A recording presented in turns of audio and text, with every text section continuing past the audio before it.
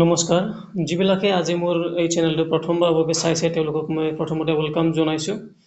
আৰু লগতে মোৰ এই চেনেলটো সাবস্ক্ৰাইব কৰিব লাইক কৰিব আৰু আনৰ লগত শ্বেয়াৰ কৰিব যাতে খবৰবোৰ সকলোৱে গম পায় আজি মই যেটো খবৰ আনিছো সেইটো খবৰটো অৱশ্যে বহুত ভাল খবৰ যিবিলাকে শিক্ষকতা কৰিবলৈ আগৰ পৰা মানে ৰখি আছিল ৰেডি হৈ আছিল তেওঁলোকৰ এতিয়া এটা লিষ্ট আহি গল ফিজিক্যাল ডকুমেন্ট ভেৰিফিকেশনৰ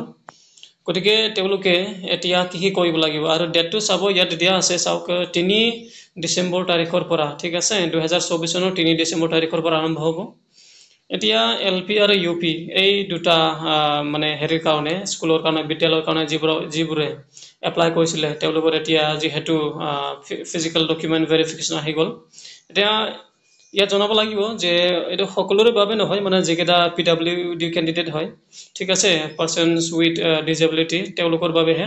তাৰপিছত বাকিবোৰ মানে পিছত আহিব আৰু তেওঁলোকৰ শেষ হোৱাৰ পিছত চান্সটো আছে ডিসেম্বৰ নহলে জানুৱাৰীত আহিব পাৰে বাকিবোৰৰ গতিকে চাবসকল এতিয়া কথাটো হেতুৱেই যিবিলাকে মানে মানে যেটো চাকৰি কাৰণে আপোনালোকে ৰখি আছিল মানে কোৰ বুলি এতিয়া হে গল গতিকে এটা কি লাগিব মানে কি কৰিব লাগিব ইয়াত মানে অলপমান লেখা আছে বাৰু তা লেখা হলে মানে কি লাগিব কথাটো মানে ইয়াত এক্স্যাক্টলি কোৱা নাই এটো চাওক পিছফালে লেখা আছে এটো চাওক kindly bring all original educational professional qualification document in support of disability issued by the competent authority and all other related documents along with acknowledgement of the online application to the verification চাওক ইয়াত প্ৰথমতে মই কৈ দিকে কি লাগিব আপোনালোকে যদি হে এলপি হেৰি কৰিছে মানে এপ্লাই কৰিছে তেতিয়া হলে হায়াৰ সেকেন্ডাৰী লগেটো একদম মাস্ট বি ঠিক আছে একাডেমিক কোয়ালিফিকেশনটো আৰু যদি হে তাতকৈ যদি আছে এমএলকে বা বিএলকে তথাপিও আনিব মানে সবকে দেখাব পাৰিব তাৰপিছত প্ৰথমতে এলপি কথাটো কৈছো আপোনালোকে তাৰপিছত ডিএলএড বা বিএলএড বা যদি বিএড কৰিছে হেতুটো লাগিবই আৰু লগতে সিটেট বা আসাম টেট যিকোনো এটা যদি পাস কৰিছেটো লাগিব আৰু কাষ্ট সাৰ্টিফিকেট লাগিব যদি হে আপোনালোকে ক্যাটাগৰীটো এসটি বা ওবিসি হয় ঠিক আছে সেই তিনটা যদি হয় তেতিয়া হল আপোনালোকে এই কাষ্ট সাৰ্টিফিকেট আনিব আৰু লগতে পাসপোৰ্ট ফটো যদি হে আছে মানে বাই চান্সৰ কাৰণে আনি লব আৰু হেতু কথাটো মানে আৰু যদি হে ইউপি হয় তেতিয়া হলে গ্ৰেজুৱেচন লেভেলৰ মাস্ট বি আনিবই লাগিব যদি হে গ্ৰেজুৱেচনৰ কাৰণে আপোনাৰ হেতু লিষ্টটো আহিছে ডকুমেন্টৰ যেনবা ফিজিক্যাল ডকুমেন্ট ভেৰিফিকেশনৰ বাবে তেতিয়া হল আপোনাৰ গ্ৰেজুৱেচনটো লাগিবই আৰু যদি আগলৈকে যদি আছে যেনেকৈ বিএ সৰি এমএ এমএসসি এমকম হেবোৰ আনিব যদি হে আছে মাস্টাৰ ডিগ্ৰী আৰু ক'বলৈ গলে আৰু লগতে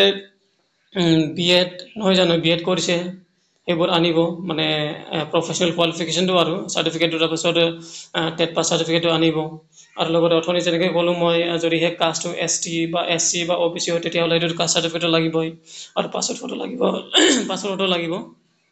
এবোৰ আনিব তাৰপিছত ইয়াত কৈছে এটো চাওক যেটো আপোনালোকে অনলাইন কৰিছিল ঠিক আছে এই অনলাইন কৰা যেটো ফৰ্ম আছিল এই ফৰ্মটো আপোনালোকে প্ৰিন্ট কৰি হেতু আনিব লাগিব ঠিক আছে কথাটো হেতু মানে কৈছে এটো যোৱা বছৰ যেতিয়া আমি হেৰি কৰিছিলো মানে এপ্লাই কৰিছিলো তেতিয়া আমাৰ ফিজিক্যাল ডকুমেন্ট ভেৰিফিকেশনৰ কাৰণে লিষ্ট ওলাইছে তেতিয়া আমিও মানে হেতু দিব লগা হৈছিল মানে দেখুৱাব লগা হৈছিল গতিকে এইবোৰ গটিটো মানে যিবোৰ কথাটো কলো মই যিবোৰ হেৰিটো কথাটো কলো এইবোৰ মানে এতিয়ালৈকে আপোনালোকে যদি হে কৰা নাই ৰেডি কৰা নাই এতিয়া ৰেডি কৰিব তাৰপিছত আপোনালোকে এই ফিজিক্যাল ডকুমেন্টৰ কাৰণে ৰেডি হৈ থাকিব আৰু 3 তাৰিখৰ পৰা আপোনালোকে যেনেকৈ মানে যি তাৰিখত আপোনাৰ লিষ্টটো আহিছে সেই তাৰিখ মতে আপোনালোকে আহিলে হল মানে হেৰি কৰিবলৈ ডকুমেন্ট ভেৰিফিকেশন কৰাবৰ কাৰণে